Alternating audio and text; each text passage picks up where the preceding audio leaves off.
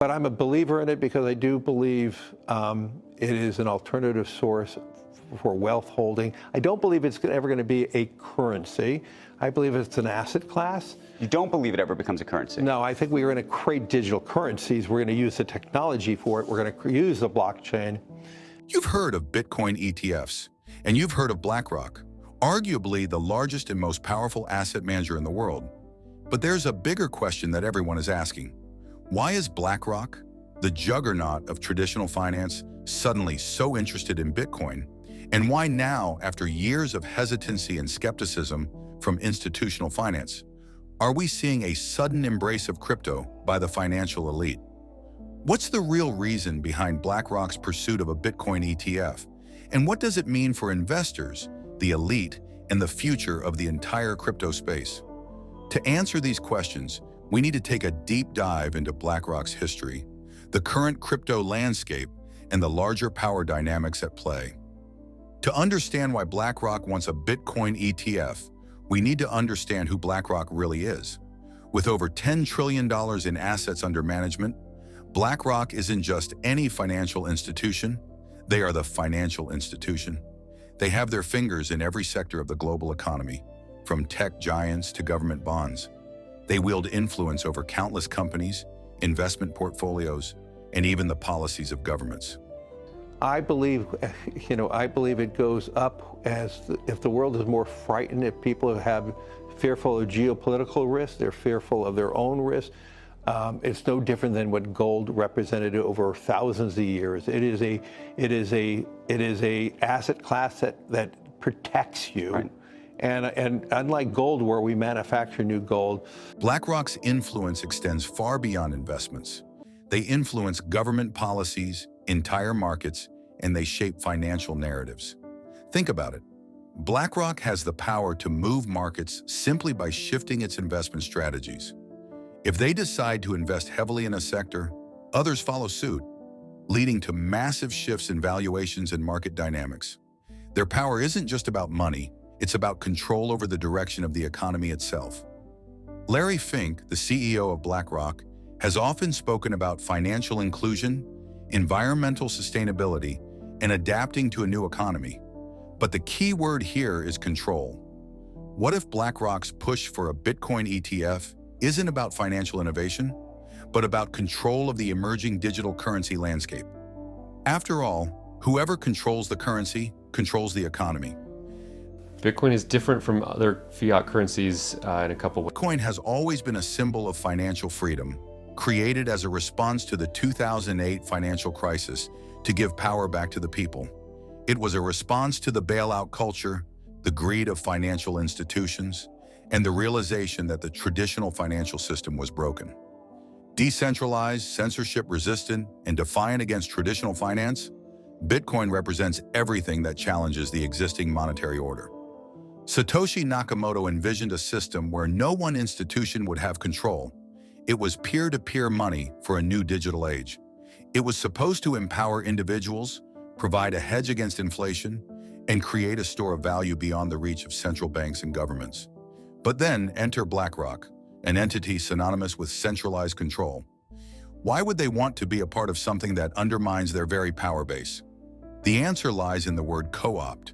An ETF, or exchange-traded fund, allows institutional and retail investors to gain exposure to an asset without directly holding it. ETFs bring liquidity, ease of access, and mainstream legitimacy. And when BlackRock, the world's largest asset manager, enters the game, they bring something even more important: approval from the establishment. Gary Gensler and the SEC have done a very good job of really trying to regulate with the existing statutes how Bitcoin and other different kinds of coins are being regulated here. They have not had anything where they've led them onto a securities exchange yet, which is what you're talking about. There are coins on the commodities exchange because the regulatory scheme over there is different. So I think for them to let one onto a securities exchange, which they regulate as opposed to the commodity exchanges, is going to be a very difficult lift. And if it does happen, I would expect it's going to take a while, and there's going to be a fair amount of regulation written around it so that they can guard against the kinds of things that happen with some of these coins. But here's where things get interesting. The SEC, the United States Securities and Exchange Commission, has historically been cautious, if not outright hostile, about approving a Bitcoin ETF, citing concerns over market manipulation, custody issues, and investor protection. They have rejected numerous Bitcoin ETF applications over the years. But when BlackRock came knocking, the narrative shifted. Suddenly, there was optimism that the SEC would finally give its blessing. Why did BlackRock's application suddenly stand out? Did they have some inside edge? Some unique knowledge that no other institution had? Or was it simply because BlackRock carries enough influence to sway decisions? It raises questions about the fairness and transparency of regulatory decisions, and whether those decisions are driven by the merits of the application or the influence of the applicant. Enter Mark Yusko, an outspoken advocate for Bitcoin, blockchain technology, and the decentralization movement. Yusko has been clear on multiple occasions that the traditional financial giants are not interested in innovation, they are interested in control. In numerous interviews, Yusko has pointed out that Wall Street's sudden interest in Bitcoin isn't driven by a belief in its revolutionary potential. Instead, it's about finding a way to make Bitcoin fit within the existing system, a system that has benefited the financial elite for decades. When BlackRock submitted their application, June 15th last year, I was like, okay, it's over. It's happening. There will be an approval. I even gave a date, right? I said it was going to be, January 8th, and I was off by 2 days, so sue me. But I said, this is going to happen. And why was I so sure? Well, once BlackRock said, yep, we're in, meant they and others who really don't want this to happen. According to Yusko, BlackRock's sudden pivot towards a Bitcoin ETF is not about adopting crypto. It's about co-opting crypto. BlackRock doesn't want Bitcoin to thrive outside of the traditional system. They want to bring it into their system. They want to create a scenario where Bitcoin is regulated, monitored, and ultimately controlled by the very institutions that Bitcoin was designed to circumvent. By establishing an ETF, BlackRock can turn Bitcoin into just another asset to be traded, manipulated, and controlled, stripping away the core ethos of decentralization. Imagine a scenario where Bitcoin's price is influenced not by market forces driven by millions of individual holders around the world, but by the trading decisions of a handful of massive institutional investors. Now let's add another layer, XRP. While Bitcoin is the original decentralized cryptocurrency, XRP is often seen as the bridge between traditional finance and blockchain, a tool that works with the system, not against it. XRP was created by Ripple Labs with the goal of facilitating cross-border payments and creating efficiencies within the traditional banking system. It is not a competitor to banks. Rather, it is a technology that helps banks do what they do, only faster and cheaper. XRP's value proposition is its ability to facilitate seamless, near-instant cross-border transactions at a fraction of the cost of traditional systems like SWIFT. And guess who has expressed interest in such technology? The very institutions that are now diving into Bitcoin ETFs. Institutions like BlackRock. In fact, Ripple has been working with banks and financial institutions for years, building partnerships and creating inroads into the very system that Bitcoin seeks to disrupt. Mark Yusko has pointed out that while Bitcoin represents digital gold, XRP represents the infrastructure for a new financial system. If BlackRock can capture Bitcoin's value through an ETF, they can also push for technologies like XRP to facilitate the backend, ultimately positioning themselves at the heart of both the store of value and transactional networks of the future. This is a strategy that goes beyond just holding Bitcoin. It's about integrating blockchain into the traditional financial infrastructure, but on their own terms. Think about it like this. The true agenda seems to be about creating a hybrid system where the decentralized promise of blockchain is repurposed to fit into a centralized framework under the watchful eye of entities like BlackRock. Imagine a world where Bitcoin's value is locked into ETFs managed by asset giants, and XRP is used to settle these trades on a network controlled by traditional finance. In such a scenario, Bitcoin becomes just another commodity in the financial machine, and the dream of a decentralized financial future starts to fade. It's not about financial freedom anymore. It's about maintaining the same power structures, just with new tools. The more they control these assets, the more they can control the narrative, and ultimately, the market itself.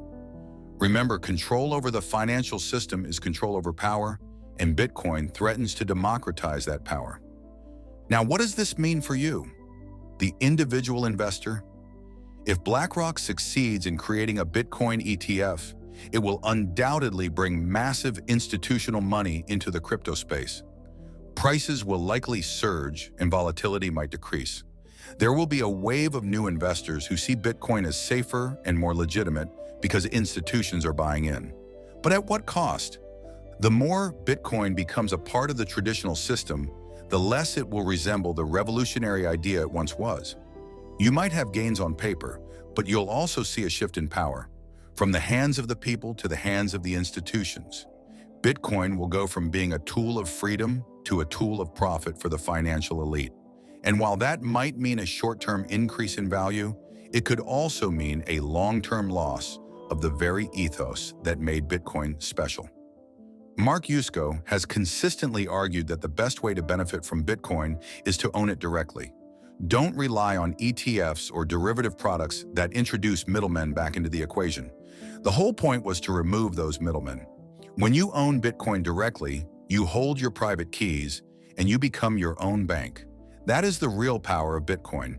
It's about taking back control from the institutions that have exploited the traditional financial system for their own gain. We are at a pivotal moment in financial history. BlackRock's interest in Bitcoin ETFs is just one piece of a much larger puzzle, a puzzle that involves traditional finance fighting to stay relevant in a world that increasingly values transparency, decentralization, and true ownership. And make no mistake, this is a fight for the future of money itself. The question is, as more players enter the crypto space, how will the power dynamics shift? Will we allow this technology to fulfill its original purpose? Or will we let the very institutions it was designed to challenge, take it over, and repurpose it for their own ends? The crypto community has always prided itself on being decentralized, on being a movement that empowers individuals rather than institutions. But as big money flows in, that ethos is at risk. Think about what it means to stay true to the principles of decentralization. It's about being vigilant. It's about understanding the motives of those who suddenly take an interest in a technology they once ignored or dismissed. And it's about making informed decisions as an investor. Because the future is not set in stone. The battle between centralization and decentralization is ongoing, and it will be decided by the choices we make today. If you're holding Bitcoin, understand why you're holding it. If you're thinking about buying an ETF, understand what that means for the future of the space. The Bitcoin ETF might offer convenience, but it comes with a price that could be the surrender of the very power that Bitcoin promised to give back to the people. The allure of Bitcoin has always been its ability to operate outside of the traditional system. It's about being a hedge, not just against inflation, but against corruption, against manipulation, and against the centralization of power. If we let go of that, then what are we really gaining? The answer lies in the choices you make. Do you want the convenience of a Bitcoin ETF, or do you want the power of true ownership? Do you want to see Bitcoin co-opted by the very institutions it was designed to replace? Or do you want to see it thrive as a symbol of financial freedom? The future is in your hands. Stay informed, stay vigilant, and most importantly, stay decentralized.